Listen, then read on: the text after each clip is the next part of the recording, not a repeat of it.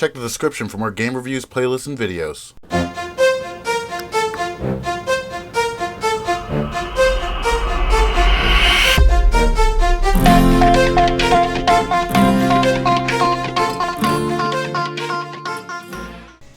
New York, New York, New York, New York.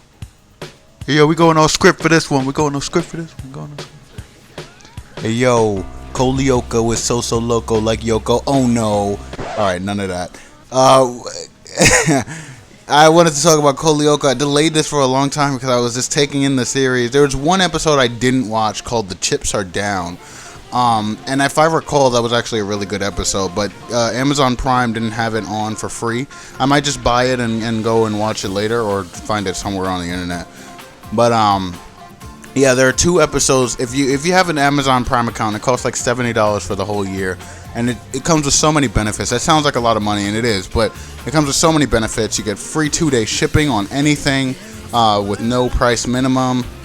You get so many free downloads, so many free instant streaming things. It comes with so many benefits, and it's so nice.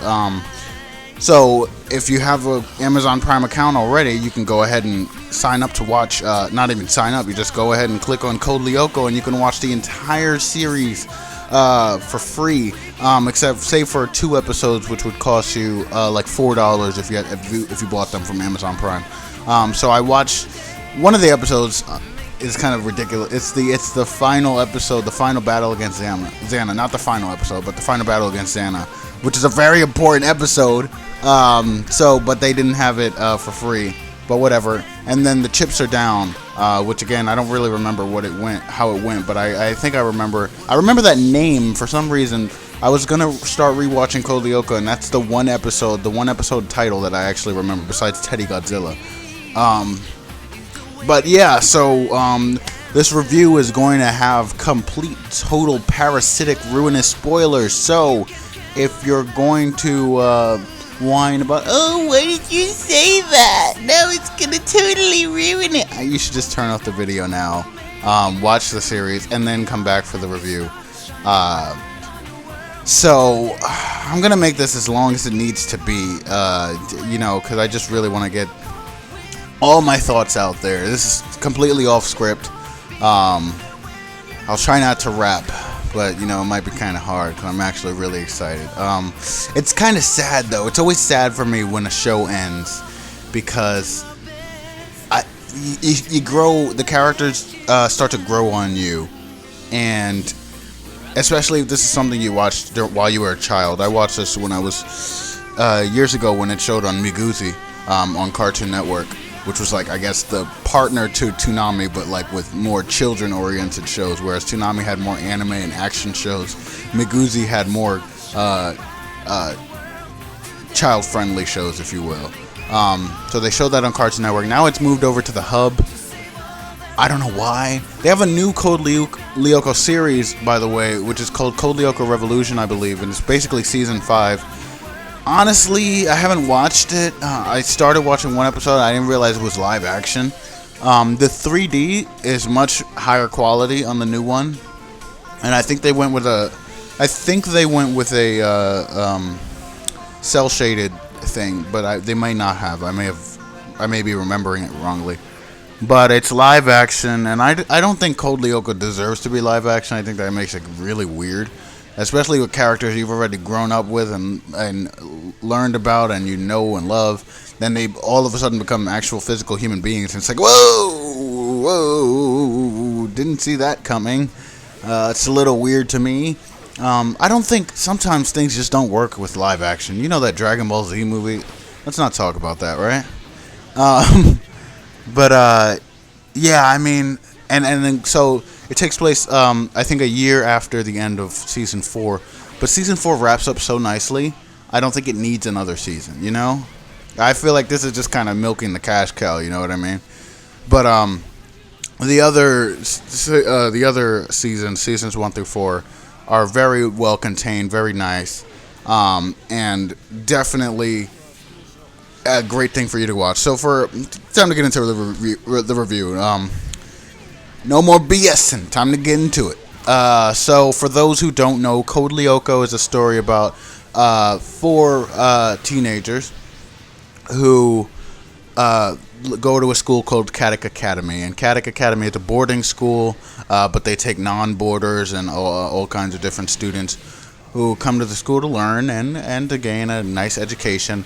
But our four students, I would say two of them are sort of delinquents, and one of them is a super genius, and the other one is Japanese. So they go to the school, and at first they weren't friends with each other. They just didn't barely know each other. But then Jeremy Belpois, who is the super genius, finds an abandoned factory, which was always the coolest thing to me about Code Lyoko. The fact that this is a huge abandoned factory that's still in working order with a nice elevator that still runs and everything. Like, I think part of my childhood dream, and part of my dream now even, has always been to like find some abandoned place and just explore it. Which is probably why The Last of Us was so nice to me, because everything was just abandoned. Everything's abandoned. You get to explore every little nook and cranny, open every door, find things that have been left behind for years and years. But nowadays, everything is private property, at least in New York. So, I don't know. I probably could find an abandoned place in New York, but it would require a lot of walking. So I don't feel like doing that at the current moment. However, in Code Lyoko, there's this abandoned factory, and in it is a supercomputer. Now, they go back and forth for seasons 1 through 3, calling it supercalculator and supercomputer, which confused the crap out of me. At first, they call it supercalculator fairly consistently. Then a few in-betweeny episodes, they start switching back and forth between supercomputer, supercalculator. Then they start calling it supercomputer. But then there's one episode in like the 4th season where they call it supercalculator again, and then they call it a supercomputer. I guess technically a calculator and a computer are the same thing, but it's just weird how they go back and forth without really any distinction. There's a supercomputer. I'm going to call it a supercomputer for my own purposes. Inside this abandoned factory, and it's still in running order. There's this one big power room. I always thought the distinction was a supercomputer is the stuff that Jeremy actually programs into, and the supercalculator is the power source for the supercomputer. Though I don't even think that's exactly canon. But basically there's this giant mechanism that sprouts up from this weird kind of looking pool. This weird pool looking thing, and it's really cool. It's like golden and black. And it has a power switch, and Jeremy's like, wow, I don't know what this is. This is amazing. He turns it on, and he awakens this creature named Xana, who's this artificial intelligence who has gained independence and basically wants to destroy the world. Or take over the world. And so Jeremy turns this on, and he awakens Xana. He also awakens this woman, this girl named Aelita. And Aelita, at first when we meet her, she's just some weird girl that lives in the supercomputer in this virtual world called Lyoko, which is basically it exists inside the supercomputer. And the computer inside the factory serves as an interface into Lyoko. So Jeremy can talk to Aelita there, who lives in Lyoko, and she has access to the towers and all these things that are on Lyoko. And there are 4 sectors of Lyoko, plus a 5th sector, which is kind of the central core of Lyoko. There is the forest sector, the ice sector, the desert sector, and the mountain sector. And it's all basically one huge video game. And there are monsters that Xana can summon and stuff like that. There are these towers that Xana has to activate in order to do stuff on the real world. And Aelita can go into these towers and interface with them, as well as shut them down and return them to their neutral state in case Xana gets out of control. So she's basically the Lyoko princess who can control everything on Lyoko. She can also summon things and create clones of herself, which is really awesome. So there's Aelita and Jeremy are those 2 characters. There's Ulrich Stern, and Stern is a proper last name for him. He's very stern, he's kind of one of those cool, calm, and collected guys. It turns out he's a bit of a crybaby. But you know, Ulrich is a very cool guy. Probably the strongest Lyoko warrior, I would say. And he's definitely I think he's especially if you're a teenager, a typical teenager, I would say, a typical teenage boy, maybe a gamer or whatever. He would be the one you relate to. I feel like he would be the one most people project onto, because he's just a quiet, kind of cool guy who cracks jokes every once in a while, but is not like annoying with it. You know, he tries not to think about girls, even though he does care. You know, stuff like that. And yeah, so that's Ulrich Stern. I'm trying to think, is there anything? He has very bad family troubles. And so I did call him a crybaby, and I'll go into more detail about that later if I remember. But I called him a crybaby, but I think his relationship with his parents kind of warrants that. So yeah, I'm not really judging him when I say he's a crybaby. He though he needs to grow up eventually. His relationship with his parents is kind of bad. So yeah, I think, you know, you can't really fault him for being how he is. Then there's Yumi. What's her last name? Yumi something Japanese. Yumi Ishiyama. Yumi. Gosh.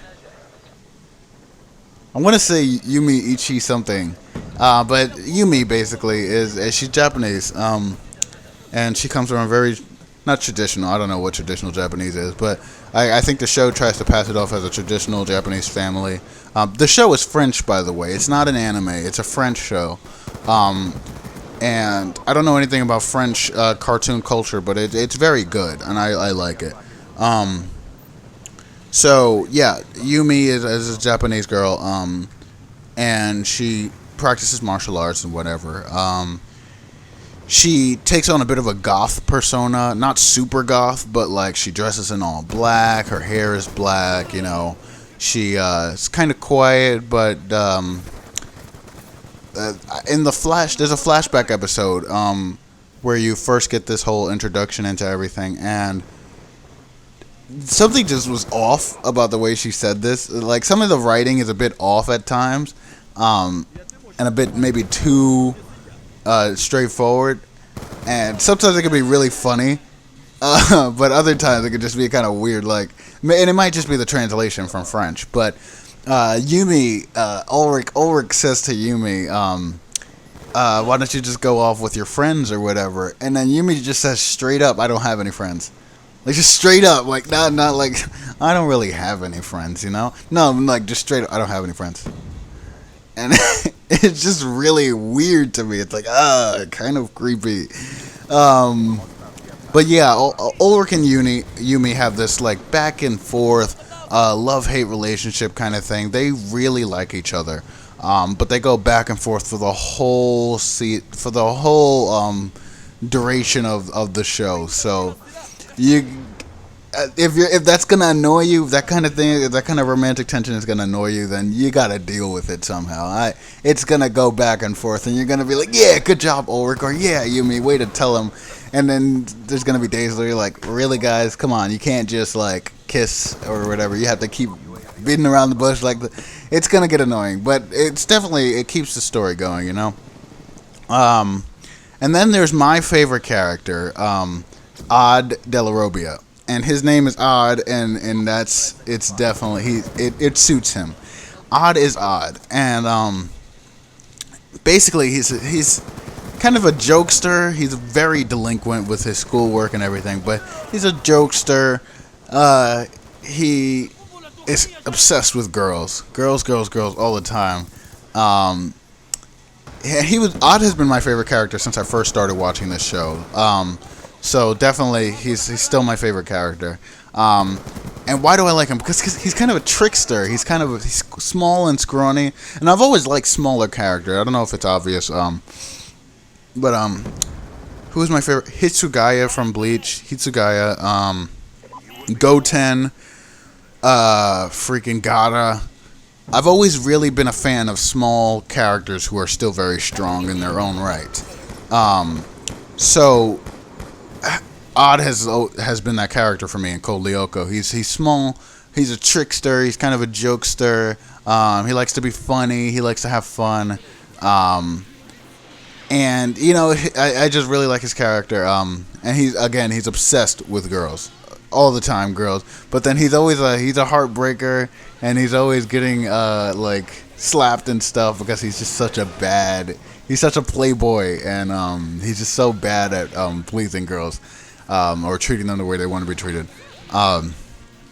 So yeah, but some of the girls he tries to go out with are just straight up bitches, and you're like, come on, Odd, you can do better. But he tries to go after every girl in the world, so that's his thing.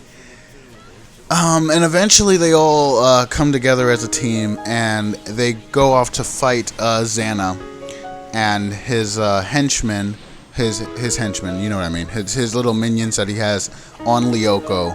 And Xana's basic goal is, again, to take over the world and to capture Aelita.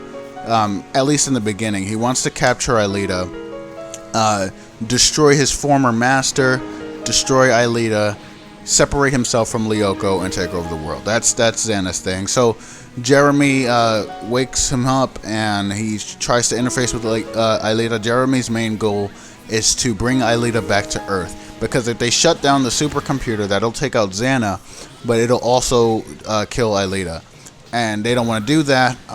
So they want to bring Aelita to Earth, and then shut down the supercomputer, so that they can shut down Xana for good. So that's the whole thing for the first season. They're trying to bring Aelita to Earth, and that's their main goal. And while they're doing that, the plot doesn't really go anywhere too quickly, which is good. I like it. The storyline, at least for the first season, is very formulaic, very basic, and very easy to follow. They have a normal day at school. They start going about their classes. Something goes wrong. Xana launches an attack. They go about their normal day at school. They wake up, take a shower, get dressed, blah, blah, blah. They have their classes. Jeremy talks to them about something he's progressing on to get Aelita to Earth. Xana attacks, and Xana's attacks get progressively more and more ridiculous. Just not even ridiculous, but just straight up Xana's not fucking around anymore. And so they go through all the whole process. Xana attacks. They go to Lyoko. Something on Earth keeps them all from getting to Lyoko. So some of them have to fight off Xana's attack on Earth, while the other guys protect Aelita on Lyoko, because if Aelita gets devirtualized from the virtual world that is Lyoko, she will die completely, and that's the end of her. However, the other guys, they can go into these scanners. Odd, Yumi, Ulrich, and that's it. Odd, Yumi, and Ulrich can go into these scanners to go to Lyoko and to stop Xana. And the cool thing is that no matter what Xana does on Earth, it can always be reversed by a little process called Return to the Past. And I don't think it's exactly explained how it works, but they basically go back in time to, I think they can set the coordinates for whenever they want to go, however far they want to go back. And they can use it basically after any Xana attack to erase people's memories. And it erases the memory of everyone who hasn't been to Lyoko. So that's the basic gist of the story, and I don't really know where to jump in. But I guess just talk about some character personalities that I like and dislike. So first off, I guess I'll start with Jeremy.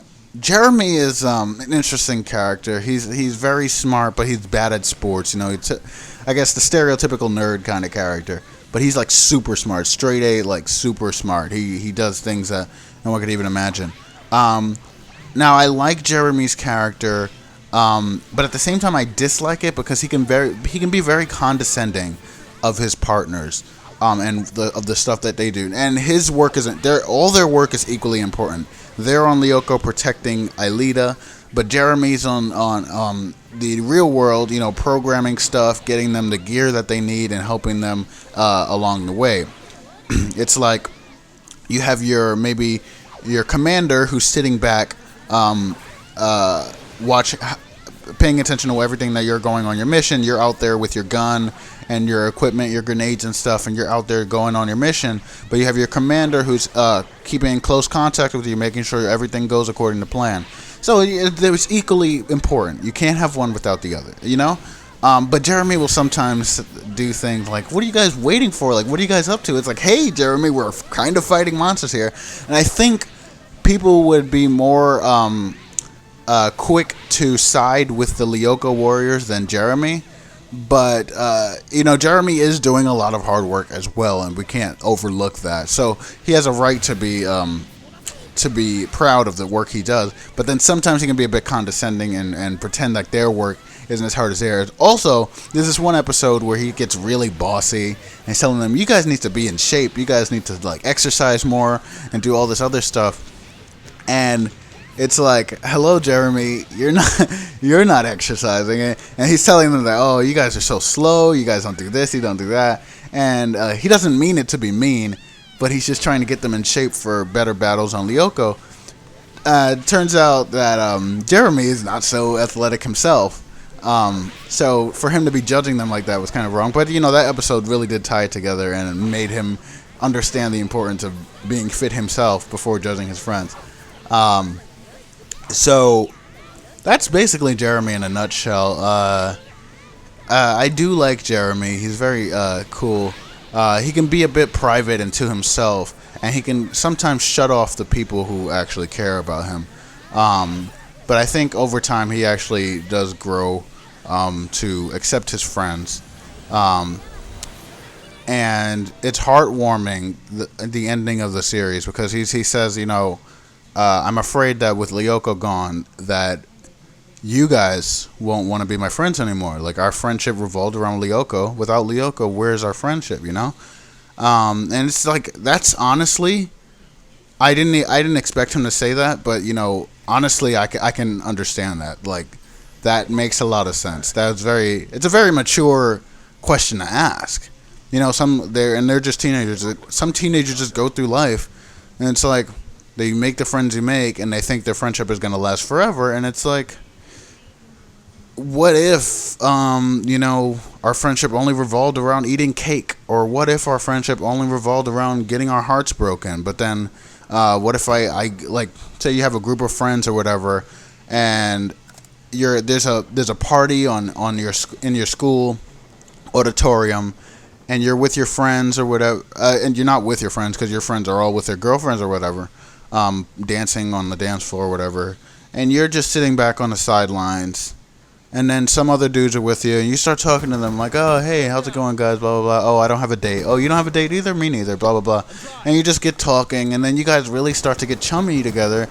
But every time you meet together, it's always talking about, oh, there was this girl I liked, but, it didn't work out, blah, blah, blah. And then one day, one of you gets a girlfriend, and then they start spending time with her, and it's like, that connection that you had of being single is gone because he now has a girlfriend who he actually cares about, and it might last.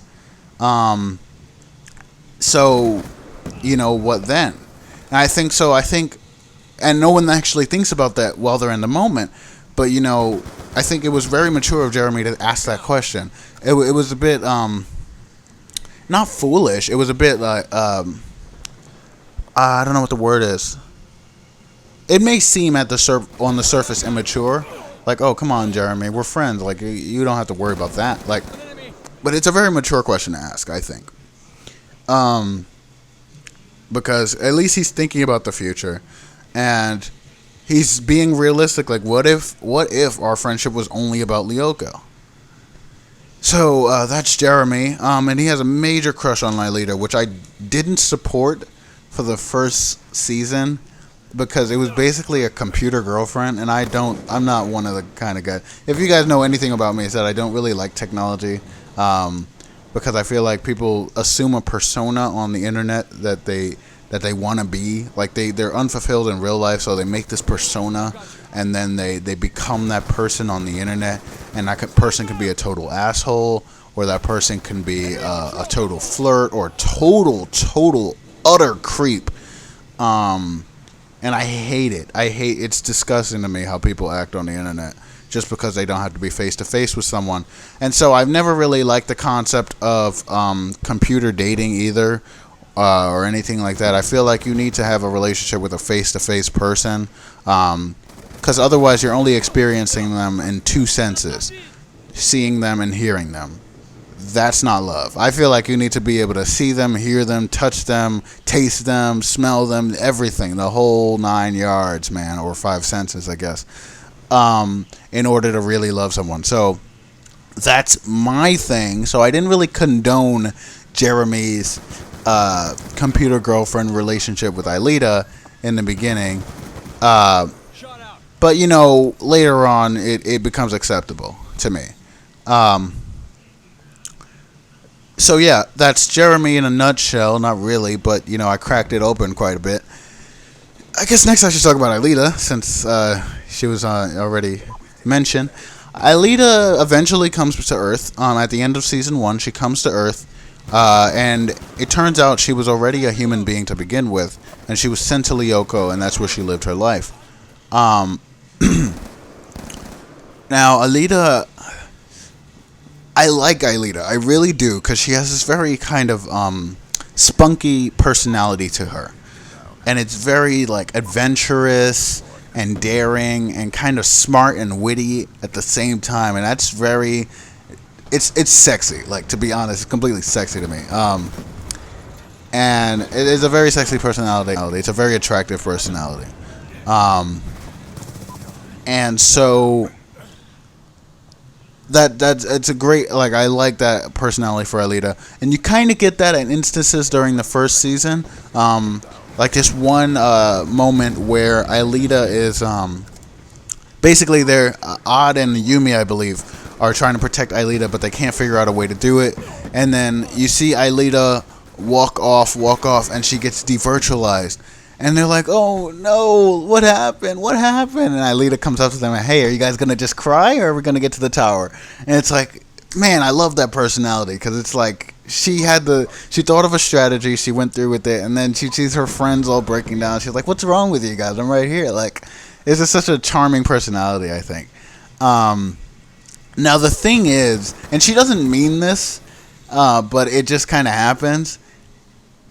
Aelita comes across as Little Miss Perfect, and it's not, she doesn't intend to, but she does, and here's why. She's good at everything. She has great grades. She's good at sports. She is a strong Lyoko warrior, turns out, later on. And basically, she's good at everything. She's pretty. Guys like her. You know, she already has a guy who really likes her, and so she doesn't have to worry about chasing after anyone. And the whole group basically is focused around her, at least at the very beginning. And it still is later on, because she's still the most important in the group, inarguably the most important in the group. And then next would be maybe Jeremy, and the others, I would say. She can program really well. She picks up human history like that, even though she was already a human, so I gotta give her credit for that. I mean, you gotta take away a bit of credit for that, but you know, she picks up history really well. All the history lessons she missed in her entire life. She's just so smart and talented and good at everything. She's great at DJing, blah blah blah, and she just comes across as Little Miss Perfect.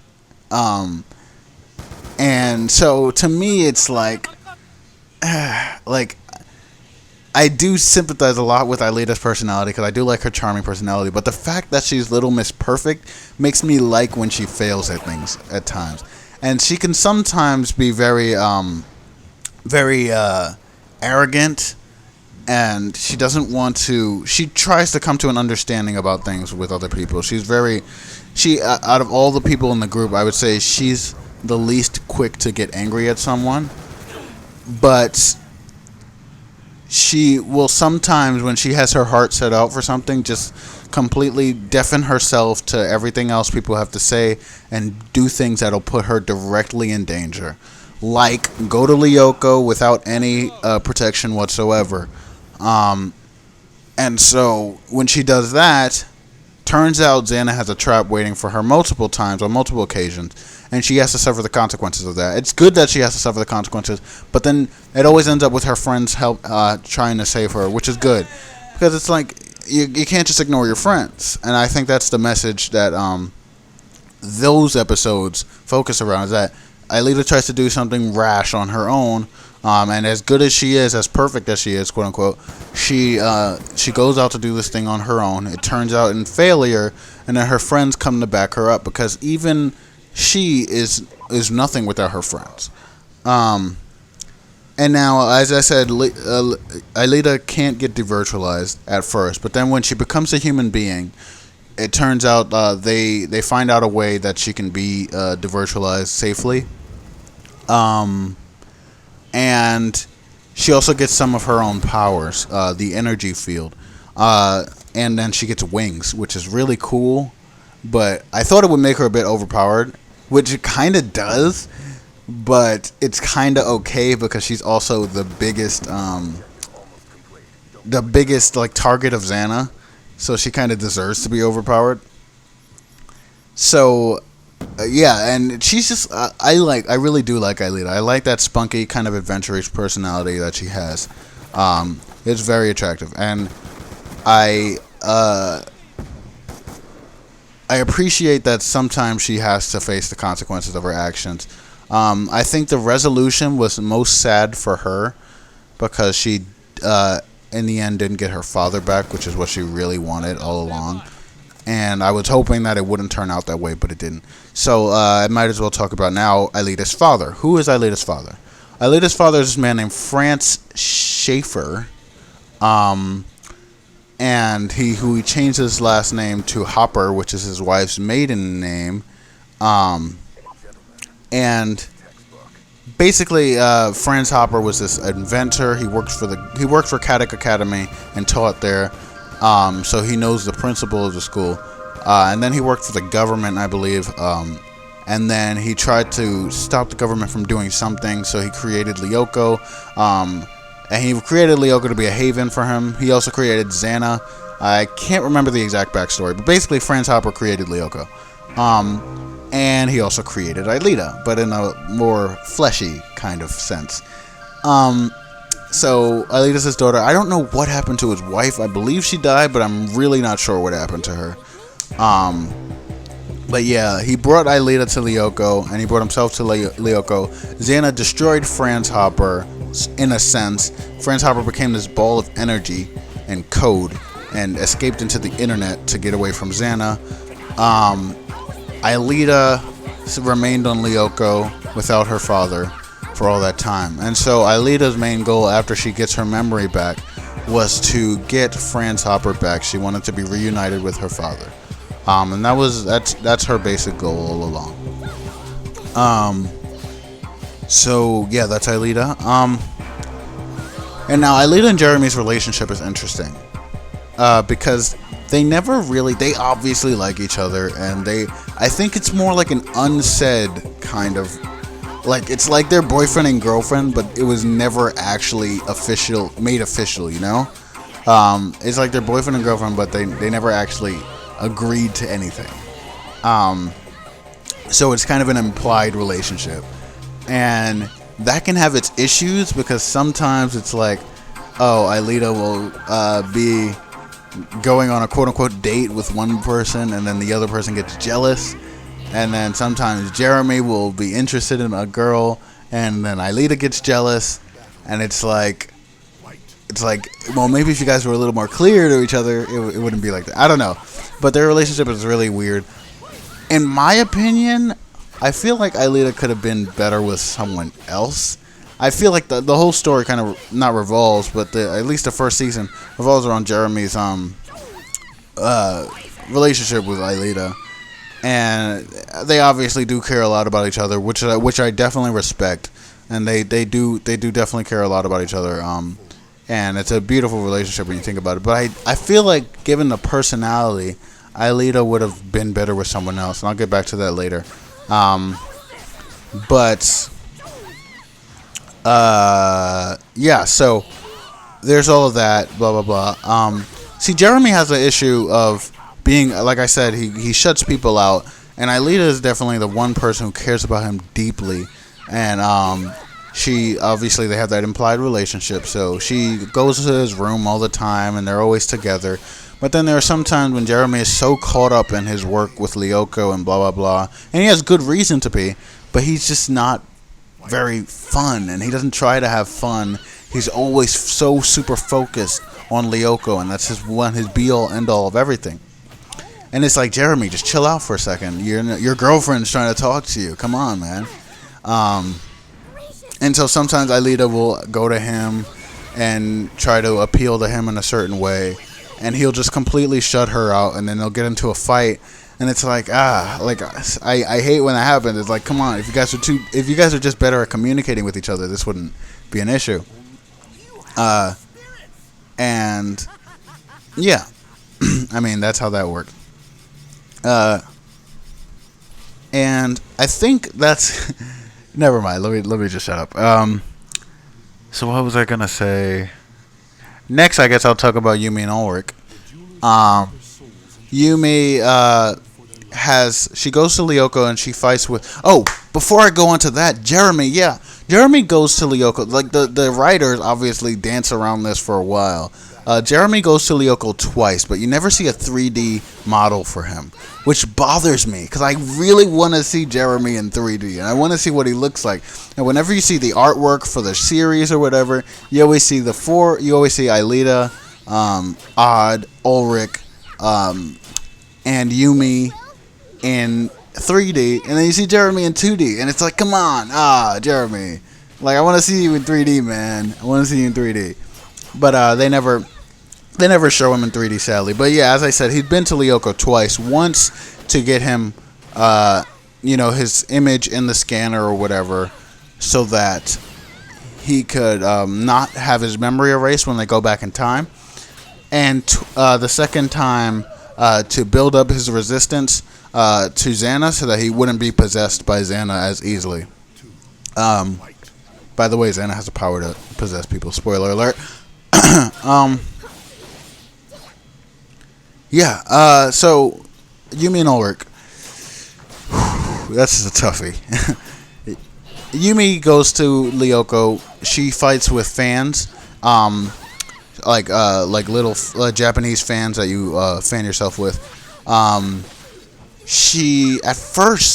I swear to God, she's the weakest person in the group. I swear, at first, she just probably even weaker than Aelita. She just fails at everything. At first. And she just comes across as completely useless in the first season.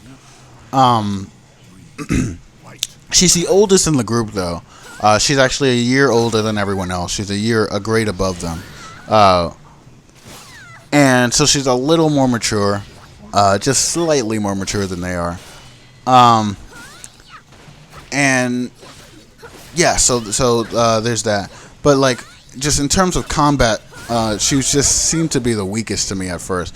But then as she goes along, she gets so much. She skyrockets in how good she gets.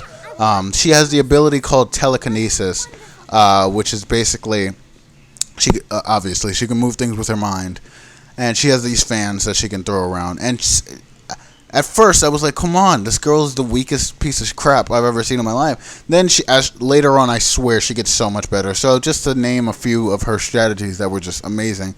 One of them in the fourth season, especially in the fourth season, she was really great. One of them in the fourth season, she is hiding, and then she is fighting William, who's this guy I'll talk about later. William's this big badass, and he's so hard to beat. And then she basically crushes him with a rock. And I thought the rock just fell on its own. But it turns out she used her telekinesis to make it fall. There was a technique I thought she could use a lot more that she used a few times. But I thought she could have used it a little more, which is basically she throws her fans and then she uses her telekinesis to change their trajectory if she misses. And she uses that a few times. I think it worked out pretty well the time she used it. And then there's this one strategy. I swear, I was watching it. I was like, yo, that was crazy. Like, Yumi, did you just do that? She was by herself. She was fighting William. And basically, she did this kind of twice, actually. I guess I'll talk about the second one because it wasn't as cool as the first one. She was basically, William, she threw her fans. William ran up to her. He dodged the fans, and then he stabbed her. And then so she got devirtualized. And then William said something smart like, this is the end for you, I guess. And then Yumi was like, and you too. And then William turns around. He's like, huh? And then the fans come spiraling back and slice William. And then he gets devirtualized. And it's so cool. Then the second time, oh my gosh. So they're in Sector 5, which is the 5th sector, the core of Lyoko. And William's there trying to destroy the core of Lyoko, and she has to stop him. She's by herself. She has no backup. And I'm like, no way Yumi can do this by herself. Turns out, she does this cool thing. I can't remember exactly how it happened. I think it was in Season 3. She throws her fans or whatever, and they go, they completely miss. They absolutely completely miss. And then William comes at her, and she, kicks off of him, to kick him over the edge of the thing. And then as he's falling, her fans come back up and slice him in half. And I was like, yo, Yumi, you did not just do that. That was insane. Coolest thing ever. I swear that was one of the best strategies she's ever had. Their tag team strategies are really cool as well, by the way. But yeah, Yumi, she starts off really lame, but then she completely skyrockets later on. And she gets so much better as a Lyoko warrior. But she has the lamest vehicle, the Overwing. It's like the lame. What is it? I don't even know what it is. It's like a scooter, but it's like a hover scooter. And it's like, come on. Odd has a hoverboard, Ulrich has a hover cycle, and you have a hover scooter. And Aelita has wings. What? You have the lamest vehicle, I have to say. But Yumi is great. I like Yumi. Her personality leaves a bit to be desired, but as a fighter, at least, she definitely grows a lot. And she's already way more mature than the other guys, so she didn't have to do any catching up. So there's that. Yeah, okay. So then there's Ulrich. Ulrich is awesome. And I do really like Ulrich. He annoys me at times because of his crybaby personality, but once you get to know his parents, it's like, yeah, okay, I understand. Ulrich, to me, is the strongest Lyoko warrior. The strongest, the absolute strongest. And oddly enough, he's the only one that gets an upgrade at Season 4. They all get new clothes. And, okay, Aelita gets a major upgrade. But he gets, new clothes. He gets 2 swords. And, he's just, that much. He gets 2 swords, even though he has the same efficiently as 1 sword, I think. But anyway, yeah, Ulrich is awesome. And let me just talk about Lyoko first, and I'll talk about him and Yumi. He's the strongest. He has a samurai sword. And at first, he starts off with a bunch of different techniques. He has this thing called triangulate, where he runs around quickly in a circle, in a triangle. Obviously, I didn't say circulates. I said triangulate, right? And so there's 3 Ulrichs in the triangle. Each corner of the triangle has an Ulrich in it, an Ulrich clone. And he triangulates the enemy, and then he separates from the triangle and kills the enemy. So that's triangulate. Then he has triplicate, where he just splits himself into 3 different Ulrichs. 2 of them are clones, and 1 of them is a real one. And he uses that to confuse his enemies. And then he has super sprint, which basically he can run really, really fast. So he's the fastest, and his sword can cut through the enemies. So he doesn't even really have to hit their weak point, because he can just cut right through them. So he has all that.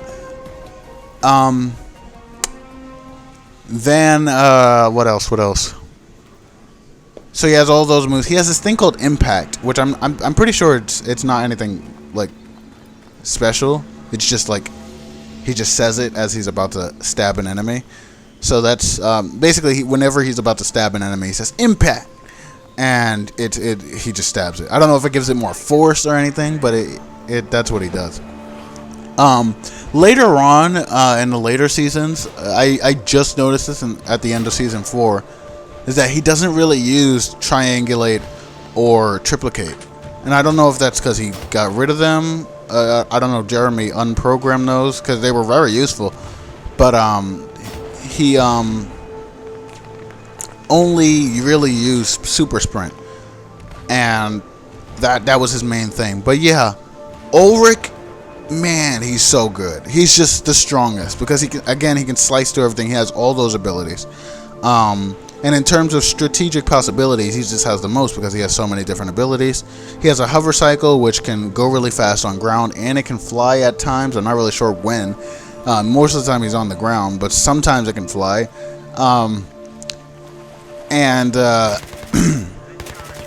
Yeah, there's this monster that comes later called the Colossus. And it's just, like its name implies, it's this huge colossal creature with lava flowing, and it's just so crazy and huge, and no one can figure out how to defeat it.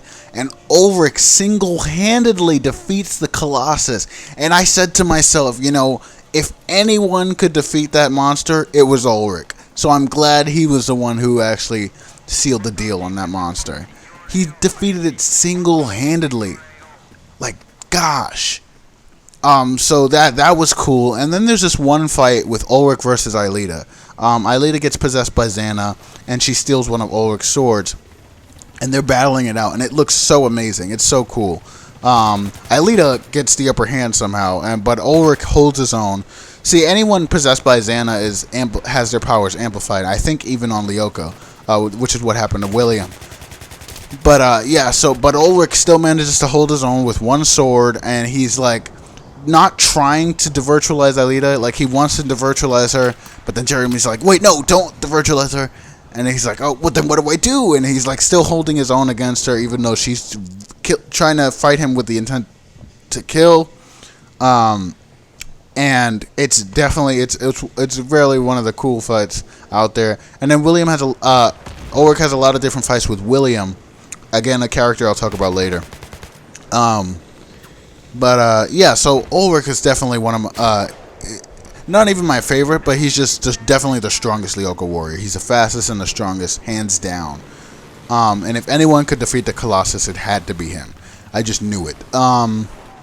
So this relationship with Yumi is kind of weird, to say the least. Basically, they both like each other, but they're both beat around the bush so much, and it's like, oh, I don't want to talk to her about it. We're just good friends, blah, blah, blah. And they eventually kiss each other, and there's a lot of romantic tension in the first 2 seasons. Then when William comes along, basically, Yumi says to Ulrich, Yumi says, I have to tell you something, and Ulrich is like, oh, yes, she has to tell me something. Oh, my goodness, I can't believe it. I wonder what it's going to be. And then she's like, I think we should just be good friends. And I think that was respectful of her, but she wasn't taking into account her own feelings either. And it turns out she really still did care about Ulrich. And what she was doing was just trying to put an end to something before it got out of hand. But it was an attempt at doing something mature. But basically, they both had their feelings, and there was no closure. They weren't trying to achieve any closure. They just kept beating around it, and then eventually she just decided to put an end to the whole charade. But I think you need closure, so she didn't take account of that, and she still did have feelings for him, and so did, and Ulrich definitely still had feelings for her.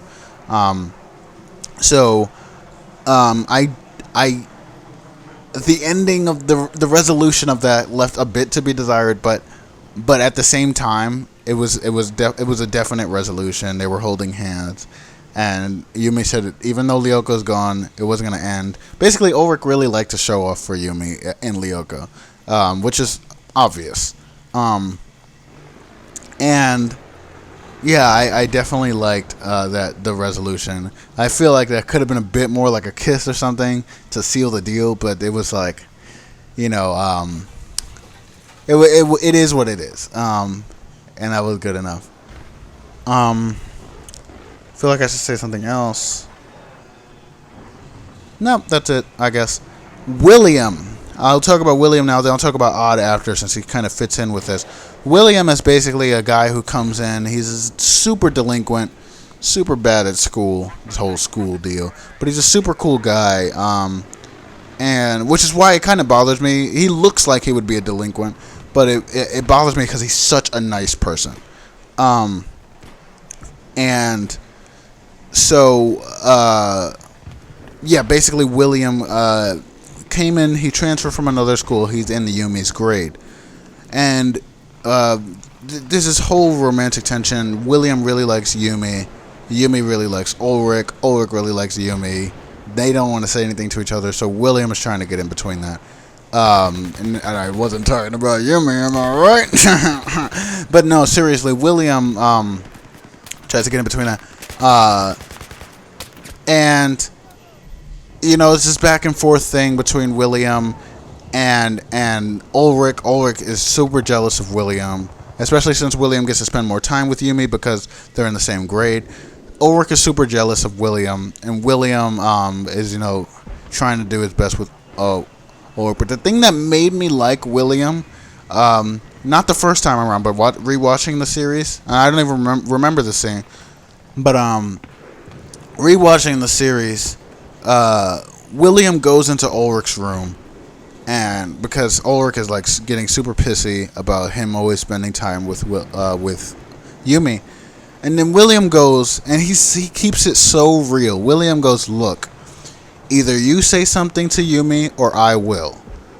And I was like, you know what? I really respect that. Like, cause he wasn't being a dick. He wasn't being a dick, but he was like, he was being fair, but he was also telling it straight to Ulrich. Like, either you stop being a little crybaby and you talk to Yumi and tell her about your feelings, or I will. Like, she's not gonna wait forever for you, and neither will I.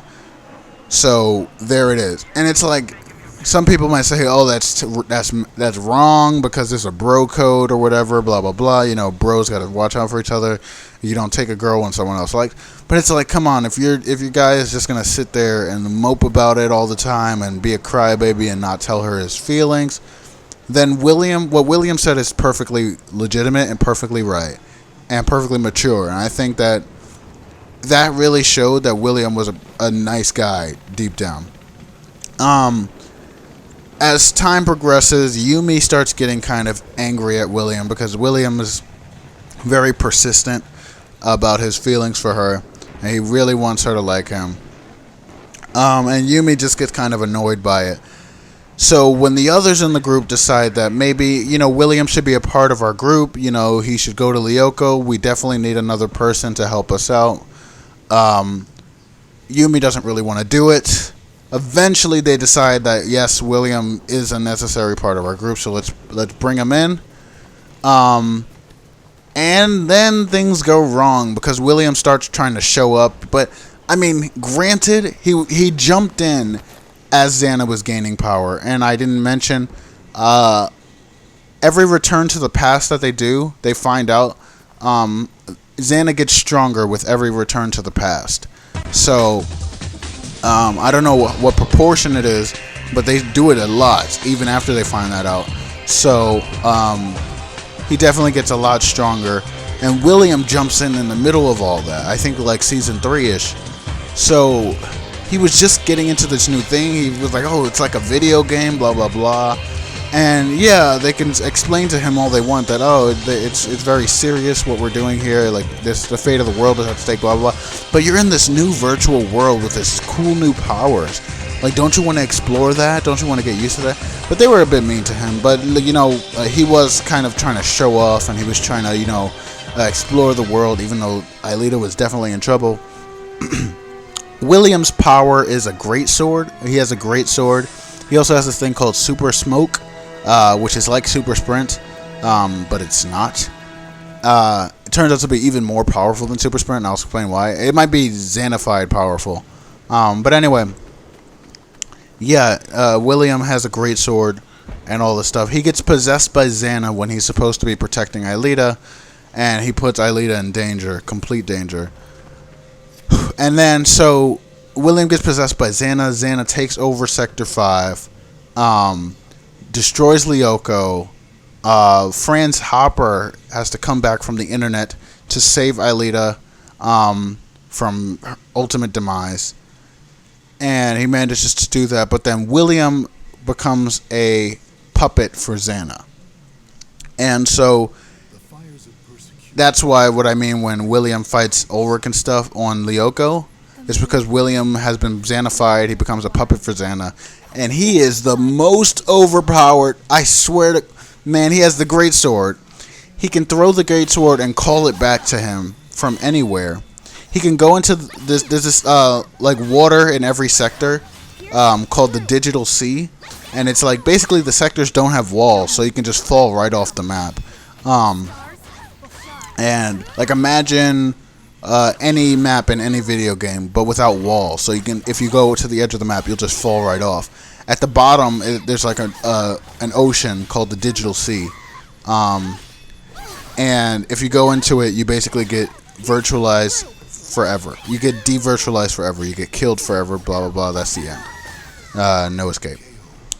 So, but William can go into that back and forth because Xana has given him the power to do so. He has the great sword, which he can throw and call back.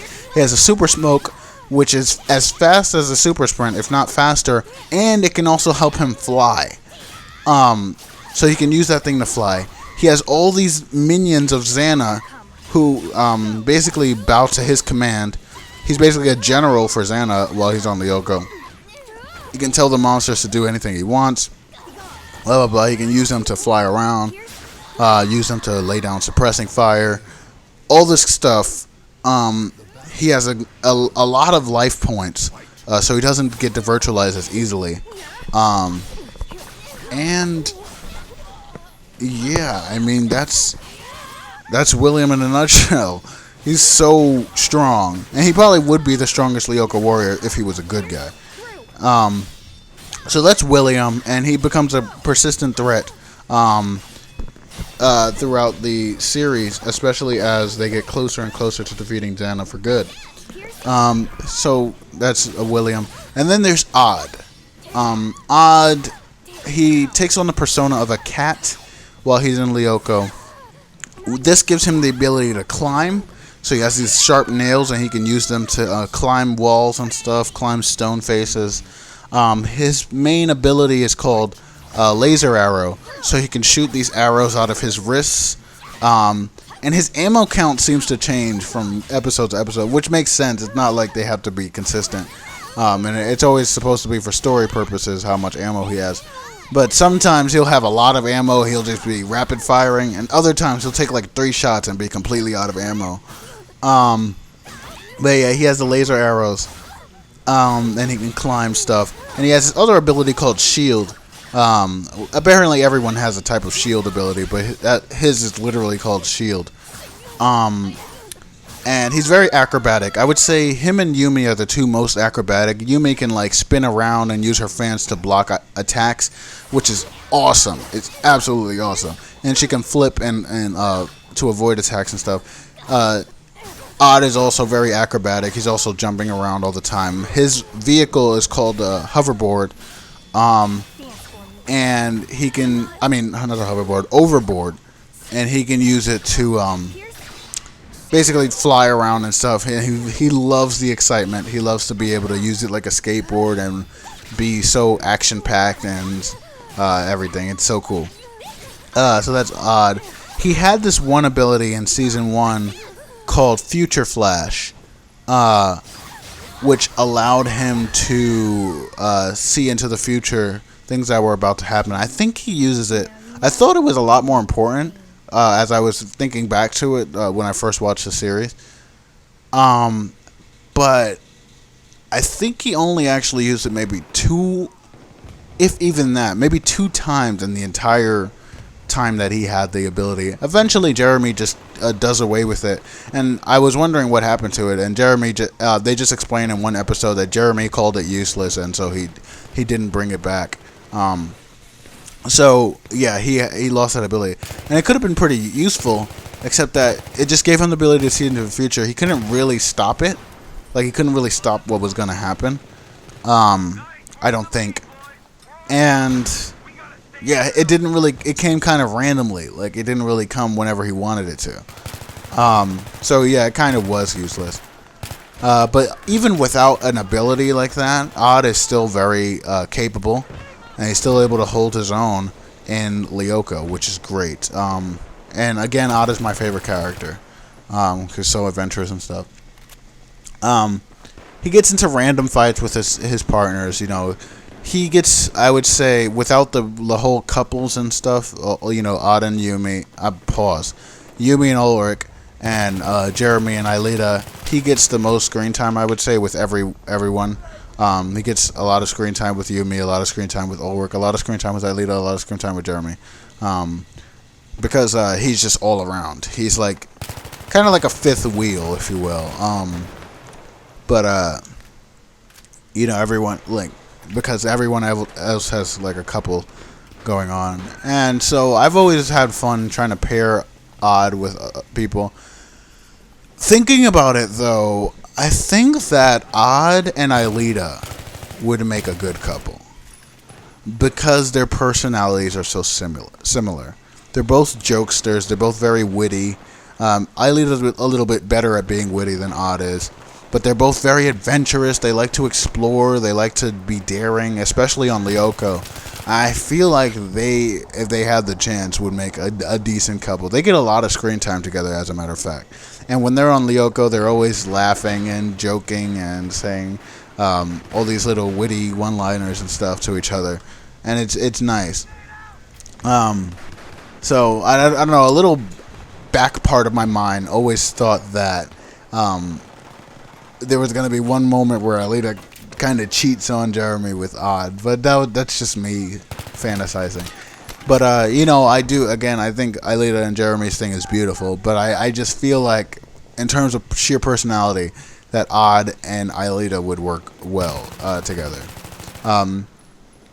So yeah, that's that. And there's Sissy. There's a character named Sissy, Elizabeth Delmas, nicknamed Sissy, who hangs out with these two absolute total nerds. Not even the good kind of nerds, but she hangs out with these guys, and she's the principal's daughter. She tries to be the most popular girl, blah blah blah. In season 1, the writing comes out very sympathetic to her, like very very sympathetic to her. Of course, any good that she does often gets undone by the return to the past. So you see her in a different light. In public, she's always very bitchy. She's very over the top, trying to be pretty for Ulrich. She really likes Ulrich. And she hates Yumi because Yumi likes Ulrich and Ulrich likes Yumi, and she knows that. And she comes out very over the top and stuff. But then when there's a crisis, you can really depend on her in a crisis, and she's very like apologetic and stuff, and very mellow during a crisis, and she freaks out. I mean, but she's mellow in the sense that she's not trying to be over the top and stuff. And she's very sympathetic in times of a crisis. But then that all gets undone by the return to the past. However, the heroes obviously know how she can be. They get annoyed by her, but they understand that when it comes down to it, she can be useful. She can be nice, I mean. And so I like the resolution that they had in the final episode, where they included her as a part of her group, as a part of their group. And because that's all she ever wanted, was to be a part of their group. And she tried so annoyingly, desperately hard to be a part of their group. And I really liked that at the end, they finally said, you know what, Sissy, you are a part of our group. And then she just completely changed and said, you know, I guess I am. Hi, thank you. And it was very sweet. It was nice to me. I sympathize with Sissy. In seasons 2 and 3, she can come across as a super bitch, but I definitely sympathize with her. As William comes along, Sissy becomes a little less important, But then when William gets taken by Xana, she regains importance a lot. And her and William confide in one episode. She's like, I like Ulrich, but Ulrich likes Yumi, and you like Yumi, but Yumi likes Ulrich. So it was a nice little dynamic with her talking to William about that.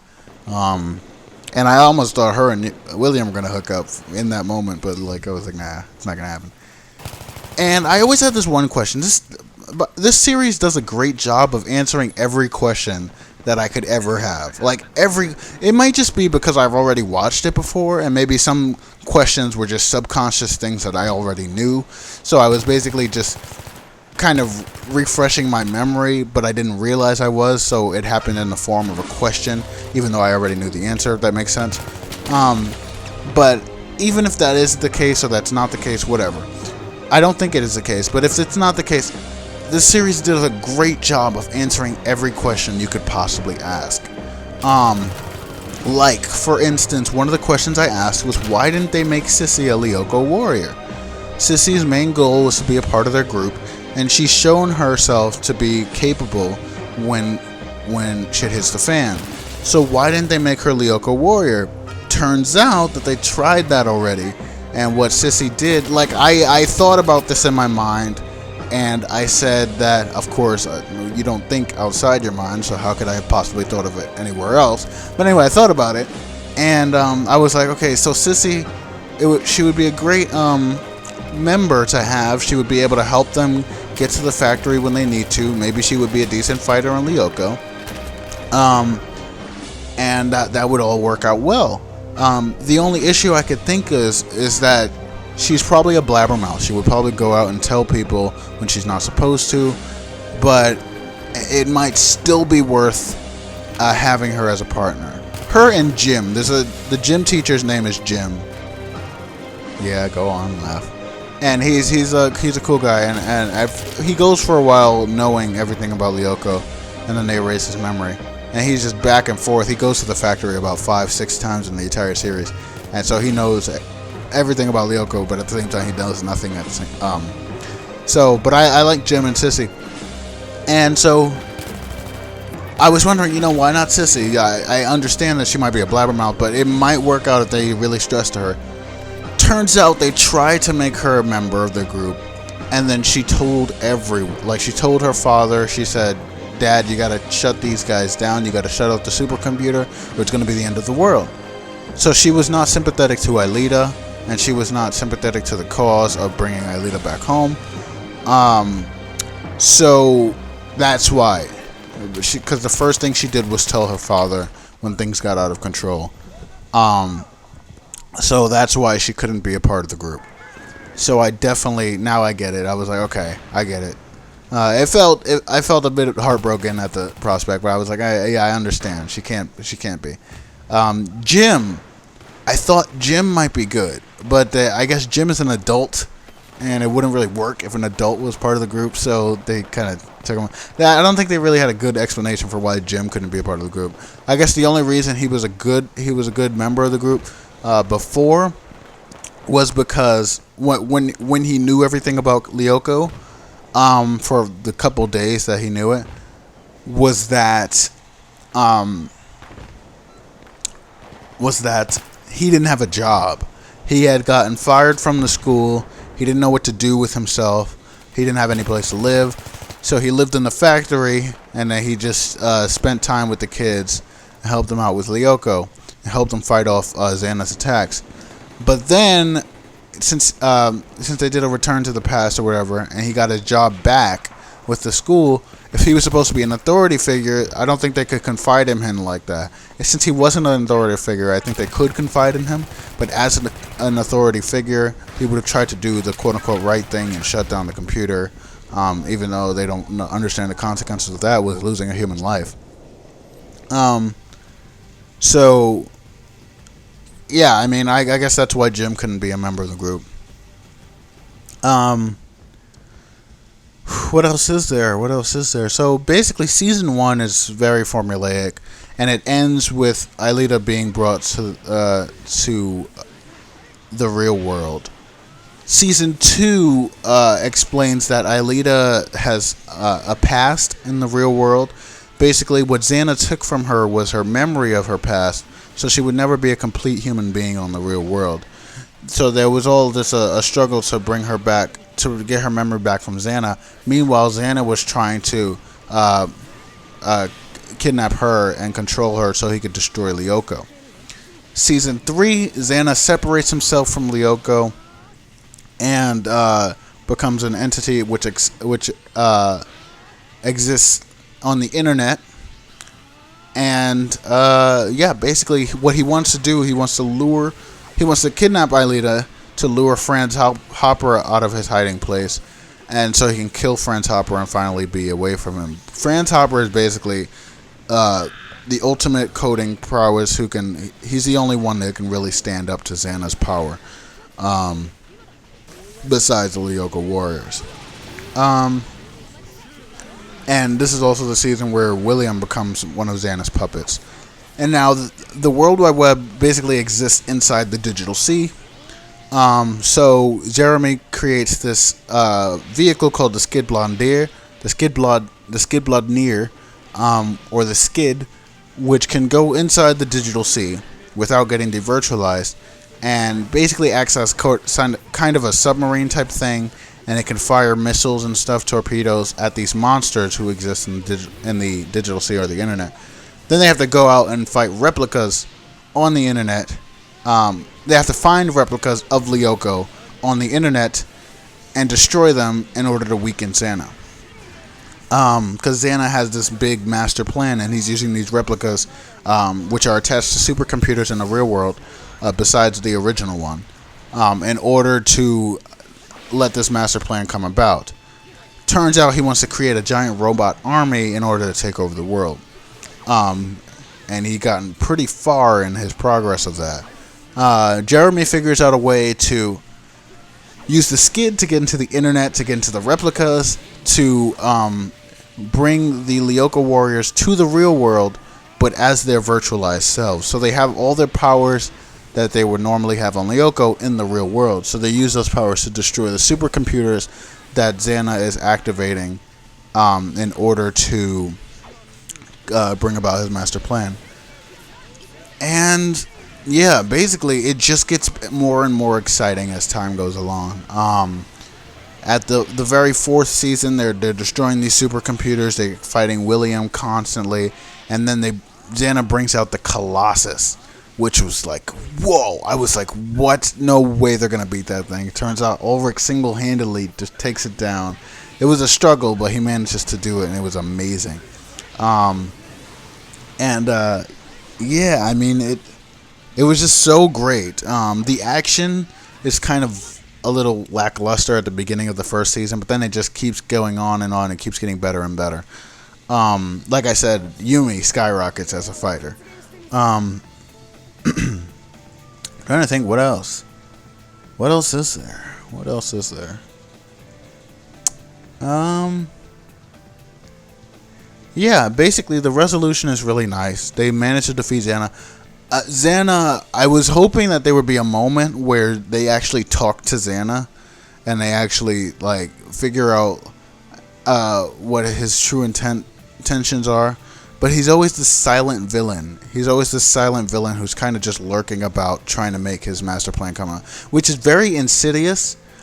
But I was hoping there would be a moment at the very end where they actually see Xana face to face and see how evil he is, and like just like in a creepy evil way. But that never happens. You do see a face when Xana's defeated. You see a face, and he kind of screams, and then he disappears, which was something.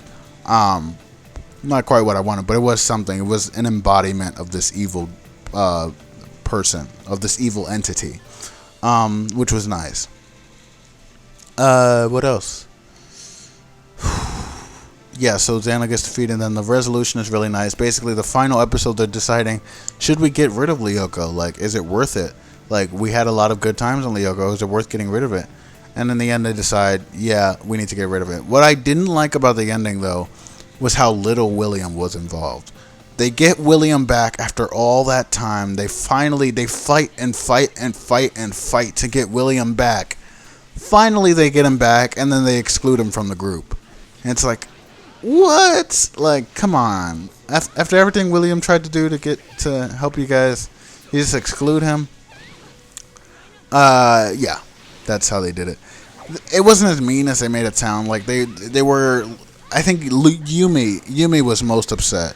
Because William was the one who tried to show off, and that's what ended up getting him caught in the first place.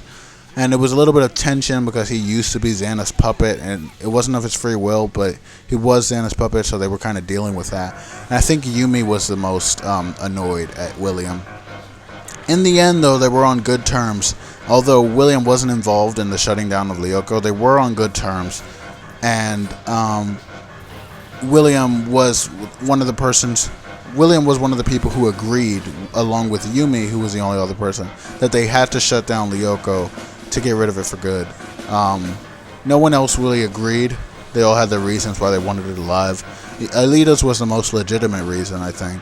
Jeremy's was also very touching, like I said. He thought the friendship would dissipate if Lyoko was gone. But Aelita's was the most legitimate because she didn't find her father. And her father was still on the internet, whatever. Shutting down Lyoko meant that erasing every possible chance of finding her father. So that's what that was. I think that they should have had a more definite way of shutting down Lyoko for good. Like, they turned off the power and it disappeared or whatever, blah, blah, blah. I think they should have, like, not destroyed everything, but, like, found some way to keep future generations from finding it again. But if they did that, then there wouldn't be a Lyoko revolution, would there? Huh?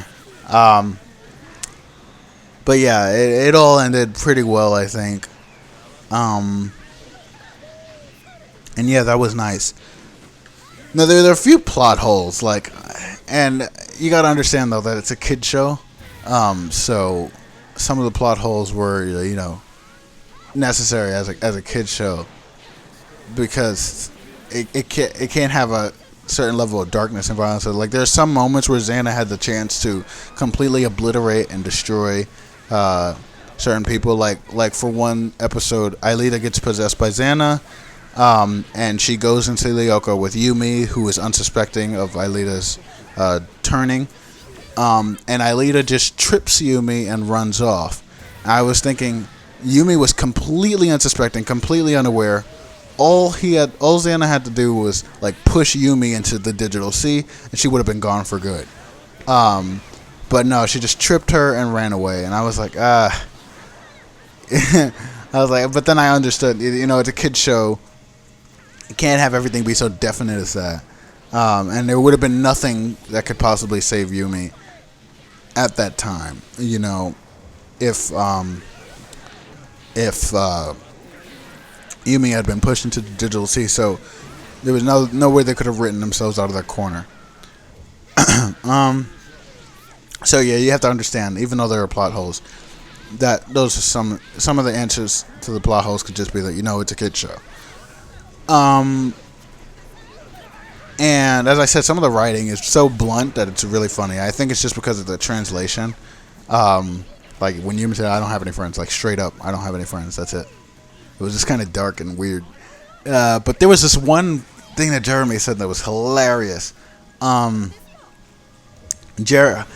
Jeremy and Sissy's friend Herbert, or I forgot what the other kid's name is. It was one of the nerds. They were both running to be class president, and Herbert was like, Herbert was smiling super, like, I don't know if his name is Herbert or if it's the other one.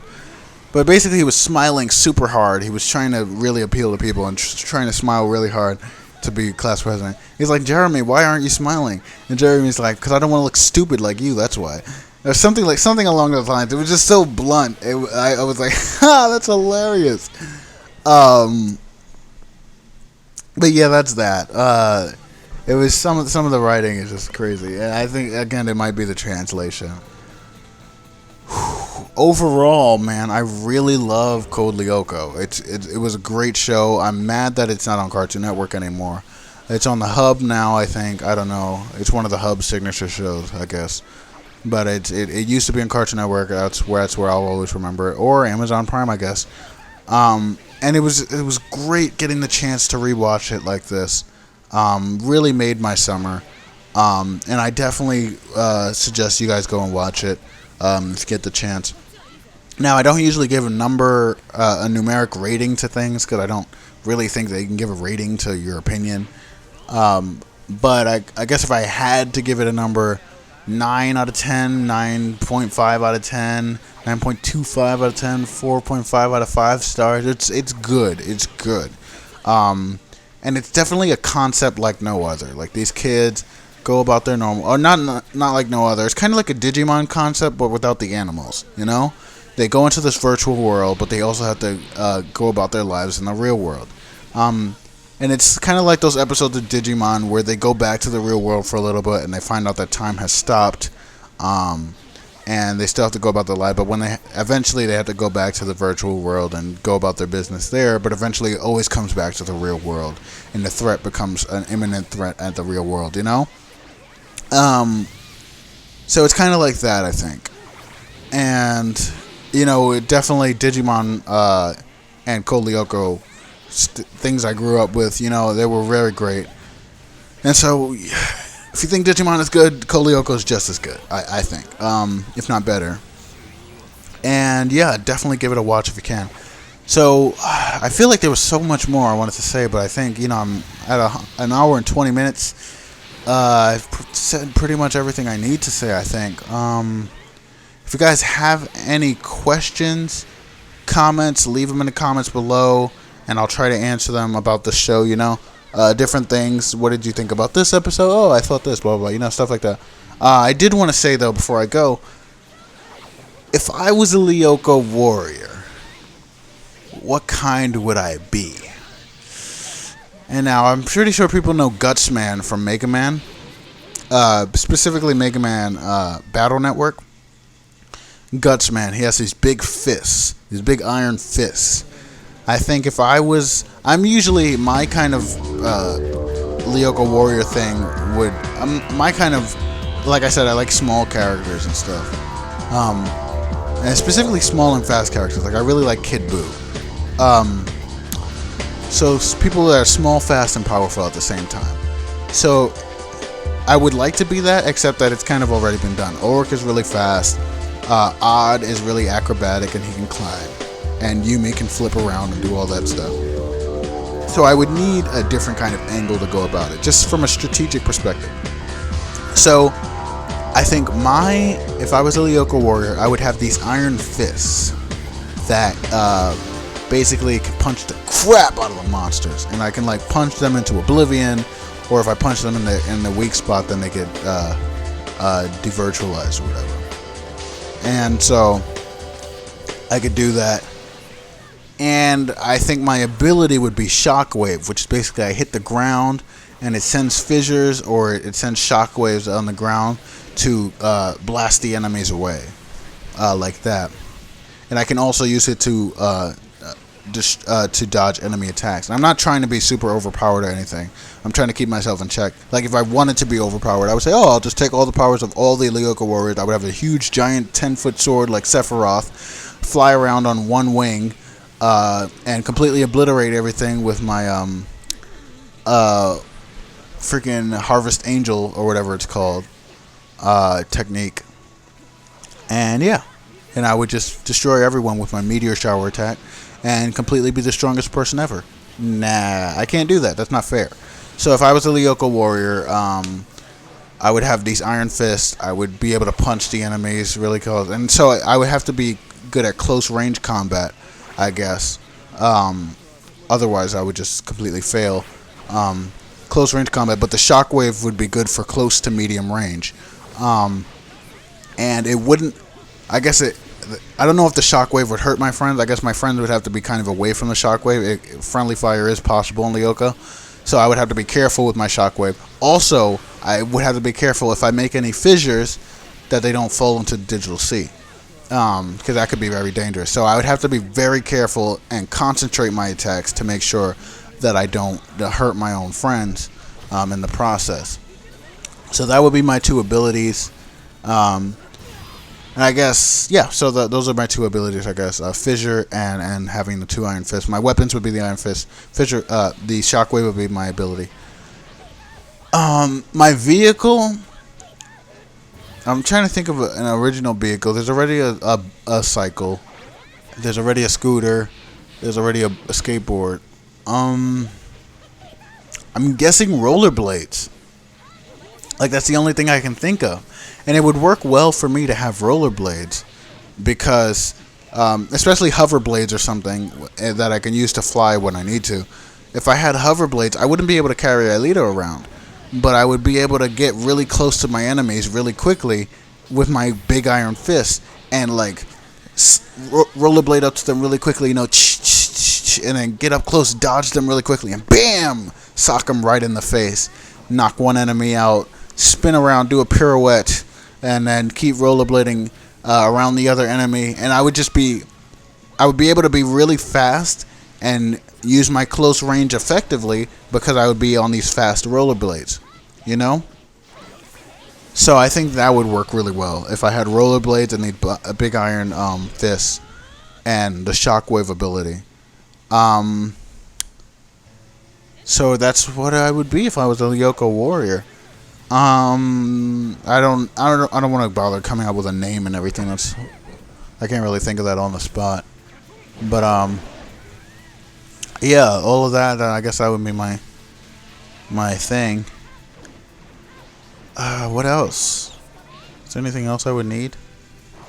What my clothes look like? I'm not sure. I'm not sure what my clothes would look like. It would be too hard to describe.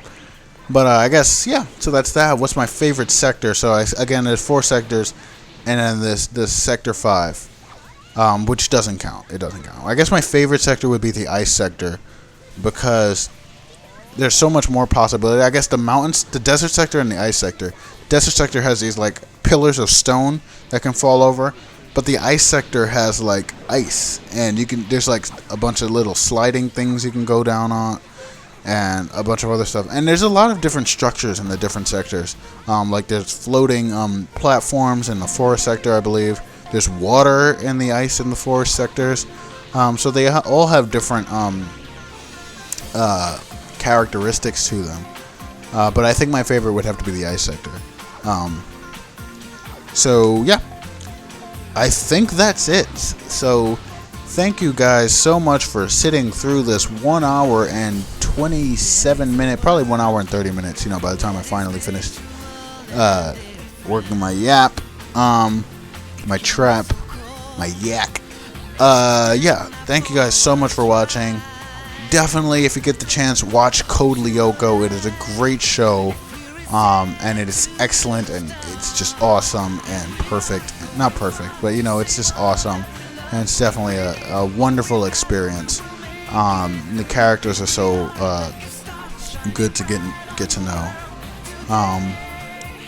So yeah, definitely, if you get the chance, watch Code Lyoko, and it'll definitely, I think, make you.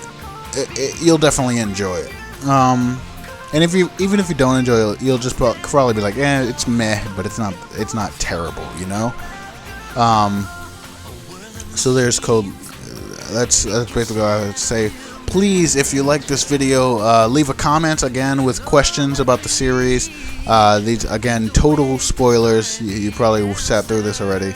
But if you've already watched it or whatever and you have questions, or if you sat through this for some reason and you haven't watched it yet but you still have questions, please ask the questions in the comments below, and I'll try to get back to you. Please comment, again, like I said like 5,000 times already. Rate the video, thumb it up or thumb it down, whatever floats your fancy. Subscribe for more content if you really like this. And I don't normally do TV show reviews, but I just really like Code Lyoko. I thought it would be a nice one to share.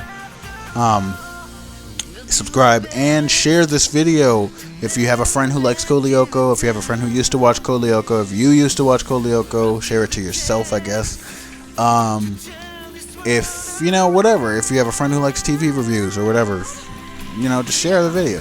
Just be generous and share it with everyone. I'm sure only some people will hate you for that. Thanks, guys, for watching. Have a good one, and bye-bye. You can check Code Lyoko out. You can check Code Lyoko out on Amazon Prime if you have an account, or even if you don't have an Amazon Prime account. I think you can pay like $1.99 for each video. They're about 24-minute episodes, and it's great. It's fantastic. So have a good one. Have a great summer. Bye-bye.